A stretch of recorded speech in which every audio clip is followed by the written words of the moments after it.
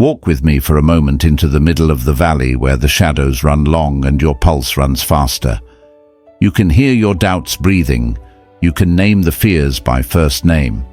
And then you say it slowly, not as a slogan, but as oxygen. For thou art with me, Psalm 23:4. Not maybe, not if I am good enough, not when I feel it. The line sits in Scripture like bedrock because it was forged in real history, under real skies, among real shepherds who knew that survival required a guide. In David's world, a shepherd slept at the cave mouth, rod in hand, to keep wolves from the flock. The rod corrected and defended, the staff drew close and lifted feet from crevices. When David calls God his shepherd, he is not reaching for poetry, he is testifying to reality. Israel sang this psalm in exile and homecoming, in fields and in palaces, because valleys and enemies do not ask for appointments. And across centuries, the Church has inhaled this same sentence. Orthodox icons of the Good Shepherd, Catholic liturgy of comfort, Reformed confidence in providence, Pentecostal testimonies of guidance, each tradition holding one diamond that still throws the same light. The Lord is not just above you, He is with you. Stay with the text and watch its themes unfold.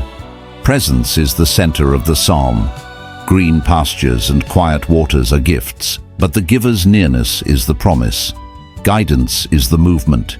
He leads me in paths of righteousness for His name's sake. Psalm 23:3. Protection is the assurance. Your rod and your staff, they comfort me. Provision is the overflow. You prepare a table before me, my cup runs over. Psalm 23:5. Identity is the covering. The Lord is my shepherd, the covenant God who binds His name to your journey. And destiny is the horizon. I will dwell in the house of the Lord forever. Psalm 23:6. Faith in Scripture is never a blind leap into darkness. It is a steady step toward a voice you recognize. John 10:27. It is not wishful thinking, it is relational trust. The valley does not shrink because you pretend it is a hill. The valley shrinks because presence towers over it. Look again at the sweep of church history and hear the chorus. Augustine confessed that our hearts are restless until they rest in God, and Psalm 23 taught him that rest is not a couch but a companion.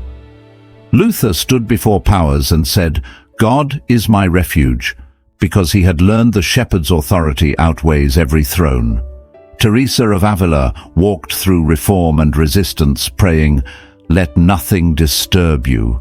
God alone suffices, because the table set in the presence of enemies is real.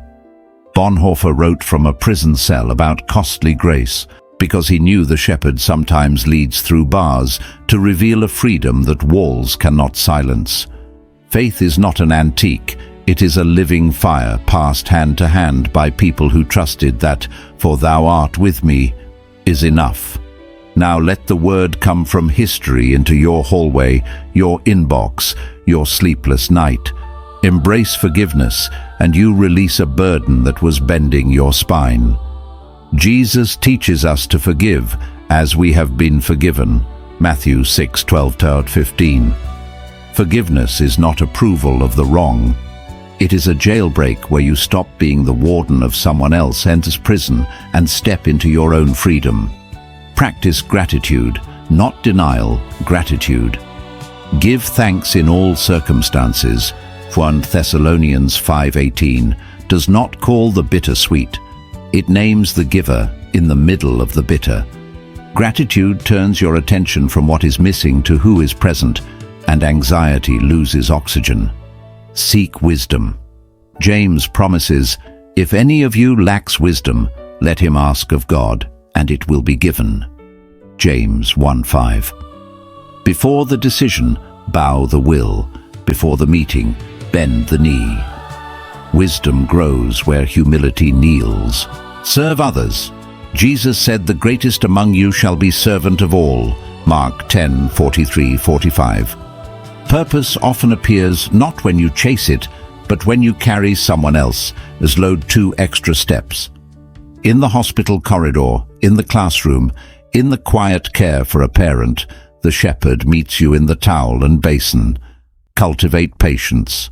Let patience have its perfect work. James 1:4. We are conditioned for speed. God is committed to depth. Oaks do not become shade trees by sprinting. Trust divine timing. In due season we shall reap if we do not lose heart. Galatians 6:9. Faith is not merely believing God can, it is resting in when and how God chooses. You are not late, you are led. Prayer is how faith breathes. It connects you to God and, paradoxically, to yourself and others. When you pour out your heart, you become capable of hearing it. When you lift others by name, your love widens. Faith supplies direction. In all your ways acknowledge him, and he shall direct your paths. Proverbs 3:6. Prayer reduces stress not by cancelling problems, but by transferring weight. Be anxious for nothing, but in everything by prayer and supplication, with thanksgiving, and the peace of God will guard your hearts and minds. Philippians 4:6-7. Community prayer reinforces the net under your feet. Acts shows a church that prayed together and walked through locked doors together. Prayer forms ethics. You cannot regularly speak to the Holy One and stay comfortable with deceit. Prayer builds resilience. You may tremble, but you will not topple, because you have learned where to lean. Isaiah 41:10. How then do you discern God's guidance? Start with your life as it is. God often speaks through holy restlessness and holy joy. Pay attention to the tears that keep returning and the peace that keeps surprising you. Open Scripture not as a horoscope, but as a highway. The shepherd's voice will never contradict the shepherd's word. When a path requires you to betray righteousness, it is not his path. Seek counsel. God puts wisdom in community, so you will not confuse your echo for his voice. Pray and be still long enough to let the silt settle. Clarity often rises when hurry sinks. Recognize signposts. You are not called to chase every coincidence, but you are invited to notice when doors open you could not kick and pathways align beyond your planning. Embrace change. Abraham left, Moses returned, Ruth clung, Mary said yes. Each step looked disruptive and turned out to be deliverance. All things work together for good to those who love God. Romans 8:28 does not mean all things are good. It means God refuses to waste anything. Let me set before you a table of testimony. A man chained to addiction stumbled into a prayer night because his ride needed gas money. He expected shame. He met the shepherd. The cravings did not vanish in an instant, but the loneliness did. The rod and staff comforted him through counseling, accountability, and scripture spoken aloud at 2 a.m. He is now 3 years sober, mentoring teenagers, and when asked what made the difference, he says words that have become a life. I was never alone. A nurse on a night shift during a crisis watched 3 alarms go off at once and felt terror rise. She whispered Psalm 23 under her mask and felt her heartbeat begin to obey. Strength did not come as adrenaline. It came as a presence that steadied her hands and sharpened her mind. She became a calm for families who had none. 2 siblings split by a decade of betrayal sat in a church parking lot. One held years of reasons to leave. The other held a single sentence, I forgive you. The valley did not dissolve that afternoon, but a path appeared, and step by step they crossed together. A young entrepreneur prayed not for viral numbers, but for integrity. Doors opened slower, roots went deeper, and what grew could carry fruit without snapping the branch. A prisoner read Psalm 23 at lights out and felt the paradox of a cup running over in a place designed to empty men. He now leads a Bible study and writes letters of encouragement that travel farther than he can. This is the Scripture's impact in the wild. It shapes moral decisions when shortcuts look cheaper. It frames resilience when diagnoses arrive uninvited. It turns neighborhoods into communities when people gather to pray over meals, over schools, over broken hearts. It changes the way we talk online because shepherded souls do not devour, they bless. It changes the way we see the future because goodness and mercy are not moods.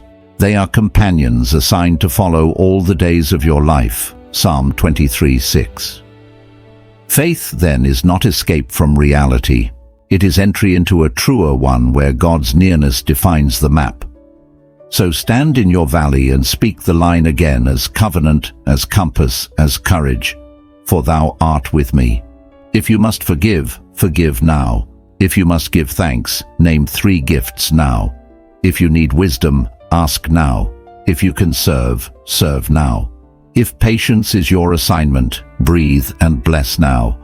If timing feels unclear, trust the shepherd's stride now. Lift your prayer in simple words. Lord, lead me in paths of righteousness for your name's sake. Correct me with your rod. Draw me with your staff. Set a table in the face of what threatens me and fill my cup with your spirit. Let goodness and mercy patrol my steps today. Then move. You are not walking into a void. You are walking with a voice. The valley is real, but so is the hand that guides you.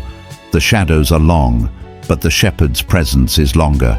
And when you reach the other side, and you will look back and see footprints that were never only yours.